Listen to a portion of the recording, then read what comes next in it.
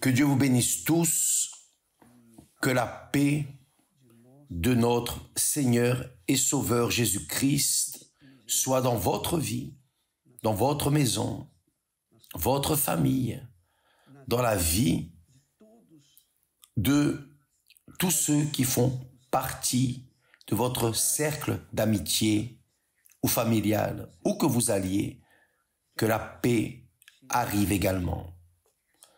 Parce que c'est la volonté de Dieu. La volonté de Dieu est que nous venions être une source de vie où que nous allions. Et la source de vie, vous savez, une source naturelle donne de l'eau.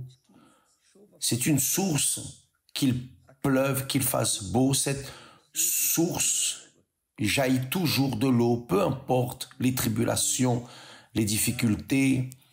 Quand la personne croit dans le Seigneur Jésus-Christ, elle reçoit son esprit.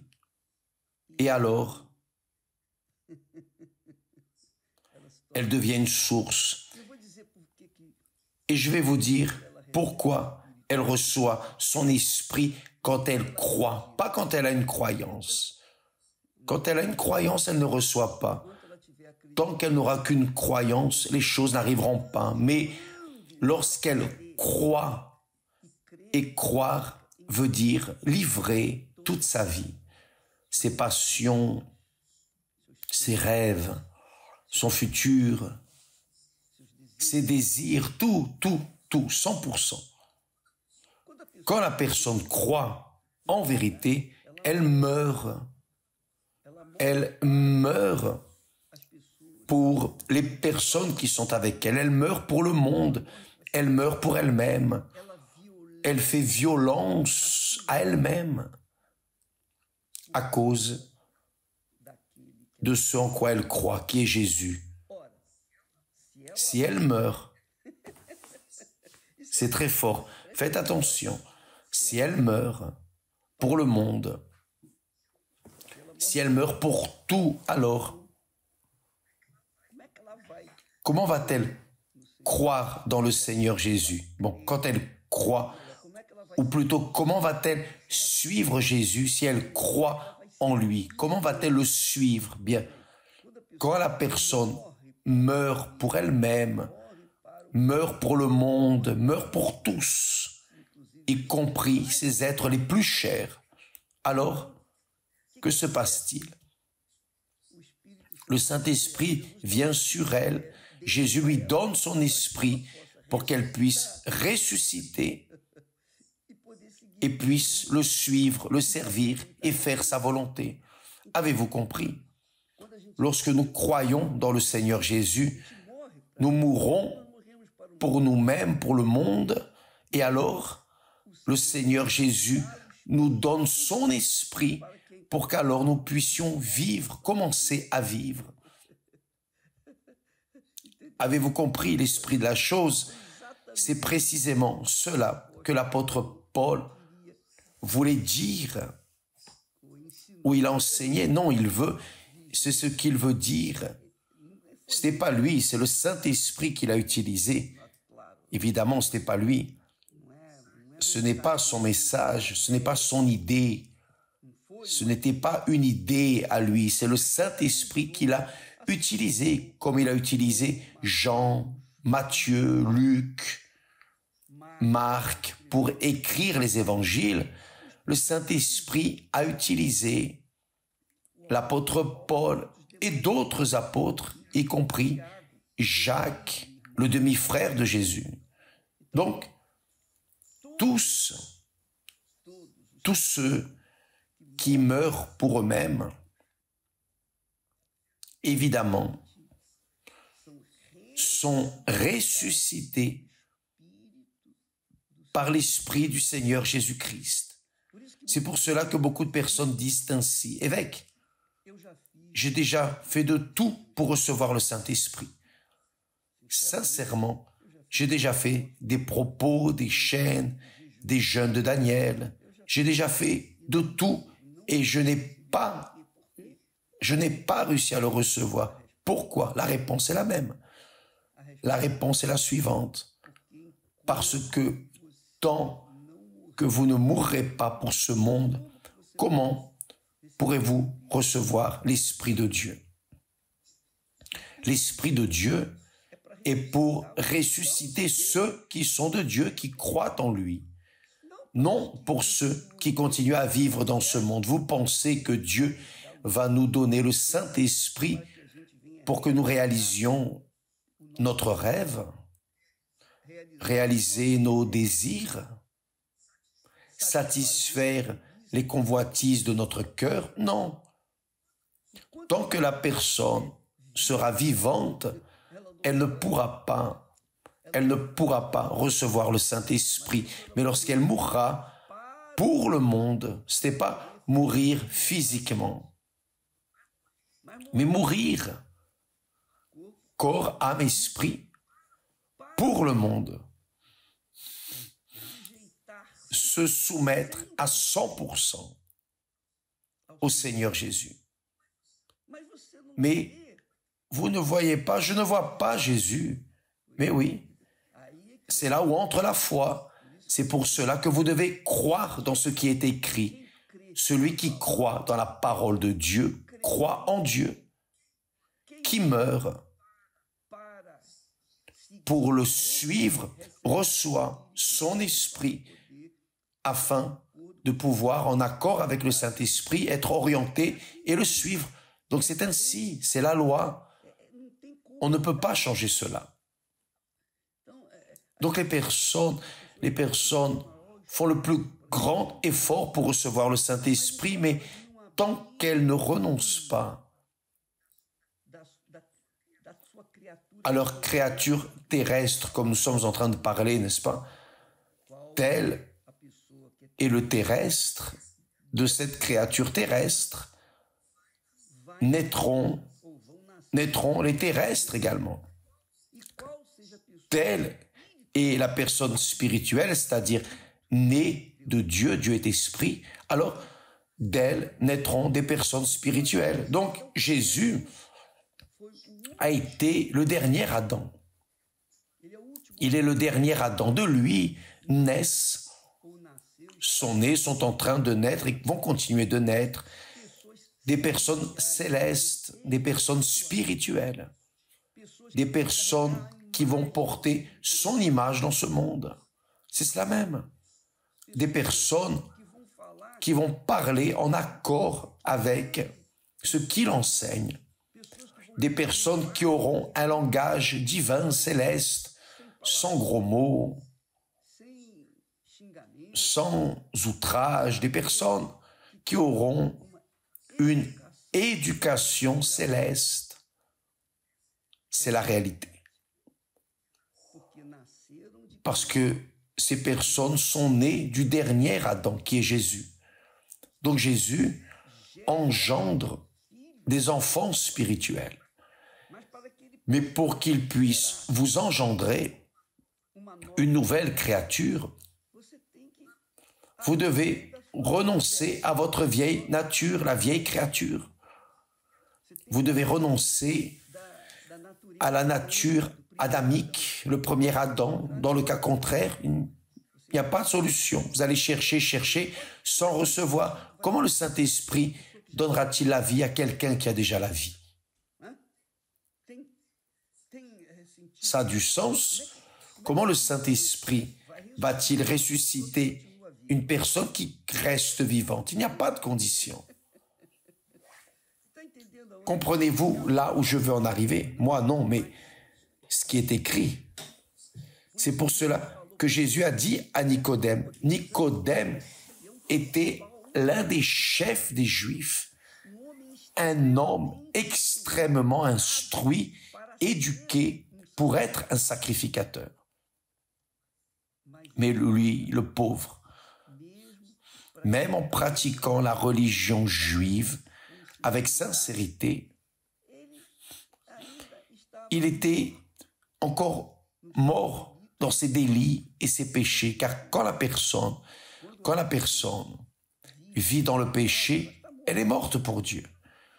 Elle peut être vivante pour le monde. Elle peut être vivante pour le diable, mais elle n'est pas vivante pour Dieu.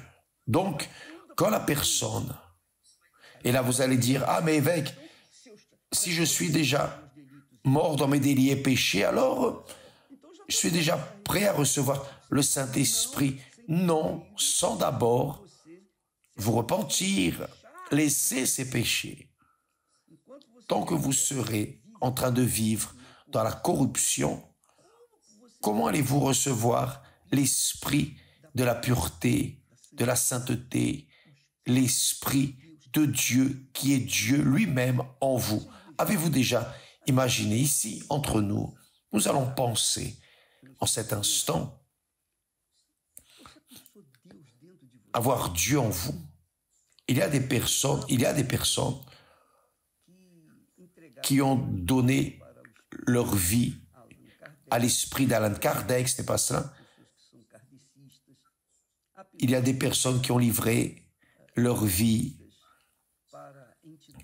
à des entités, Dr Fritz, d'autres personnes qui ont donné leur vie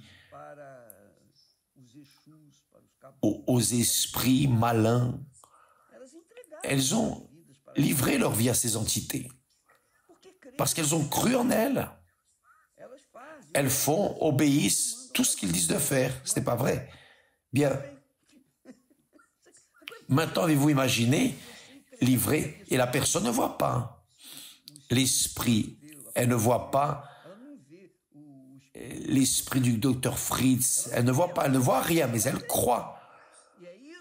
Et c'est ce qui doit arriver. Vous croyez dans le Seigneur Jésus, alors vous livrez votre vie et il ne vous demande pas de faire des obligations ni quoi que ce soit. Il vous demande de vivre dans la justice, ce qui est correct, voulant le bien, toujours incliné vers le bien, juste cela. Quand vous abandonnez le mal pour suivre le bien, alors vous êtes en train de montrer que réellement, vous êtes mort pour le monde. Et alors, face à cela, le Saint-Esprit vient vous ressusciter pour que vous puissiez le servir. Là, oui, vous serez un serviteur, une servante de Dieu. Ça ne sert à rien d'avoir un titre de pasteur, d'évêque, de quoi que ce soit. Non, l'important est d'être de Dieu. Être de Dieu, être une nouvelle créature. Et cela n'est possible que lorsque l'on reçoit le Saint-Esprit, l'Esprit de Dieu. Mais pour recevoir l'Esprit de Dieu, vous devez mourir pour le monde. Ah, évêque, mais c'est très difficile. Comment vais-je mourir pour le monde? Ma vie... Eh oui, laisser ma vie une chose ou l'autre. Il est impossible de faire une omelette sans casser des œufs, oui ou non? Très bien. Vous voulez être une omelette, vous devez vous briser, vous casser, cesser d'être un œuf. Là, oui, Dieu fera de vous une omelette avec le sel comme il faut. Je ris comme ça. Ce n'est pas par ironie, en aucune façon, c'est de joie. Parce que Dieu, lorsqu'il ouvre notre compréhension, c'est si glorieux. Par exemple, ça vient d'arriver pour nous. C'est le Saint-Esprit qui nous l'a donné. La personne veut le recevoir. Donc d'abord, elle doit être morte. Morte pour le monde. Jésus a dit, c'est pour cela que Jésus a dit une fois, oh, que servirait-il de gagner le monde entier, c'est-à-dire être vivant, gagner, posséder le monde entier et perdre votre âme? C'est ça le problème. Donc, si vous perdez le monde à cause du Seigneur Jésus, alors il vous donnera son esprit, l'esprit qu'il a ressuscité, l'esprit de l'éternité, l'esprit de la paix, l'esprit de la joie, l'esprit de la vie. C'est ce qui arrive. Y avez-vous pensé? Pensez avec moi, mes amis. Esther et moi, on est en train de parler il y a quelques instants comme il serait bon de pouvoir transmettre aux personnes ce que Dieu nous donne. Toutes ces années, ensemble, mais pour que nous puissions être heureux aujourd'hui, là au début, nous avons dû renoncer à notre liberté. J'ai cessé d'être l'enfant de papa, de maman. J'ai cessé de vouloir réaliser mes propres rêves, mes volontés. J'ai laissé les fêtes, enfin, j'ai tout laissé pour lui livrer ma vie, et elle a laissé aussi tout ce qu'elle avait, tout son confort pour s'unir à moi. Donc, il y a eu un don mutuel parce que l'un a cru en l'autre. Donc, aujourd'hui, nous vivons ces 52 ans d'harmonie et joie parfaite. Grâce à Dieu. Nous affrontons des luttes, des défis, mais nous sommes toujours ensemble. Là où elle est, je suis, elle est. Ça, c'est le privilège que Dieu m'a donné, la grandeur que Dieu m'a donnée. Donc, c'est ainsi que Dieu veut faire avec vous, mes amis. Il veut être en vous. Il ne veut pas être là sur l'autel et être visité 2-3 fois par semaine. Non, il veut marcher avec vous, vivre avec vous. Il veut partager ce qu'il est, ce qu'il a avec vous. Mais pour cela, vous devez vous marier avec lui. Dans le cas contraire, vous ne recevrez pas le Saint-Esprit, jamais. C'est pour cela que le Saint-Esprit dit à travers Paul, tel est le terrestre, tels sont aussi les terrestres. Et tel est le céleste, Jésus, tels sont aussi les célestes. C'est-à-dire, le céleste qui est Jésus donne origine au céleste. Et de même que nous avons porté l'image du terrestre, je suis venu à ce monde avec l'image terrestre. Mais aujourd'hui, nous portons l'image du céleste parce que j'ai renoncé à l'image terrestre, j'ai renoncé à ma nature, j'ai renoncé à ma vie et je l'ai livré à Jésus. Et alors, il m'a fait à son image. Donc, quand la personne reçoit le Saint-Esprit, elle reçoit l'image de Dieu. Et plus, Jésus a dit, voyez, très fort, laissez-moi voir ici, il dit,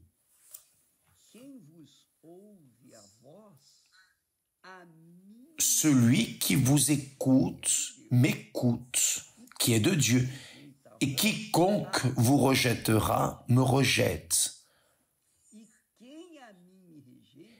Et qui me rejette, rejette celui qui m'a envoyé. Donc, mes amis, c'est ainsi. C'est ainsi. Lorsque nous naissons de Dieu, par le baptême du Saint-Esprit, nous sommes une nouvelle créature. Et c'est une félicité permanente, une richesse incalculable. C'est une richesse éternelle, non une richesse vulgaire et passagère, mais éternelle. Alléluia. Donc, à partir de lundi, nous entrons dans le jeûne de Daniel et nous aurons des nouveautés. Vous pouvez être sûr, ce jeûne de Daniel va être différent de tous ceux que nous avons vécus parce que celui-ci, nous avons plus d'expérience à transmettre, à vous transmettre et vous avez plus de conditions de recevoir d'informations pour qu'alors vous puissiez les pratiquer et alors courir dans les bras du Père. Que Dieu vous bénisse tous et à demain au nom du Seigneur Jésus. Amen. Grâce à Dieu.